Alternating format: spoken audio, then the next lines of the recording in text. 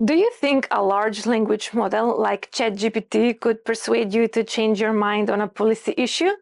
Research suggests it might. A recent preprint tested the persuasive power of AI-generated arguments on smoking bans and gun control. Participants read a message written either by human, AI, or AI-assisted human, the so-called human-in-the-loop condition. There was also a control group that read neutral text on an unrelated topic. The AI-generated texts were persuasive.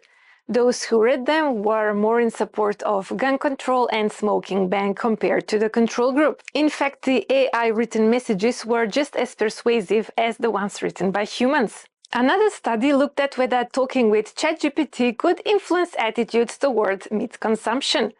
After conversation with the AI, participants were less committed to eating meat.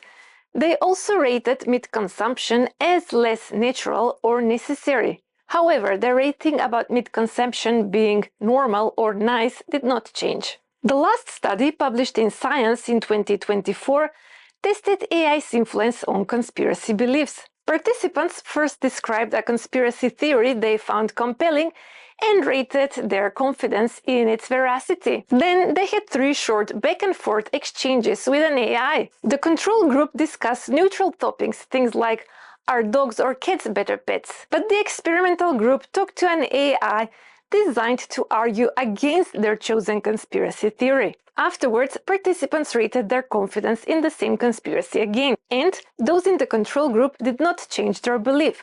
However, those in the experimental group reported lower belief in the conspiracy, and the effects lasted, even when the researchers retested the participants 10 days and 2 months later, they still reported lower belief in the conspiracy. This lowering in belief was true across nearly all conspiracy theories with the exception of one, and regardless of how central the conspiracy theory was to someone's worldview.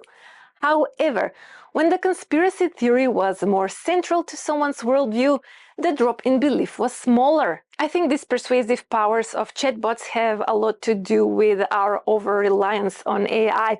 And although all 3 authors of the papers we mentioned focused on the positive aspects, I can easily think of 100 dystopian scenarios. Of course, I'm not going to mention them here because I don't want to give you any ideas. But I'm curious to hear, what do you think? Do you think this type of persuasive power could be used for good or bad? If you would like to test your beliefs against AI, visit debunkbot.com. That's the chatbot from the 3rd study I talked about. If you do, let me know how it goes in the comments below. Thanks for watching, and I'll see you next time.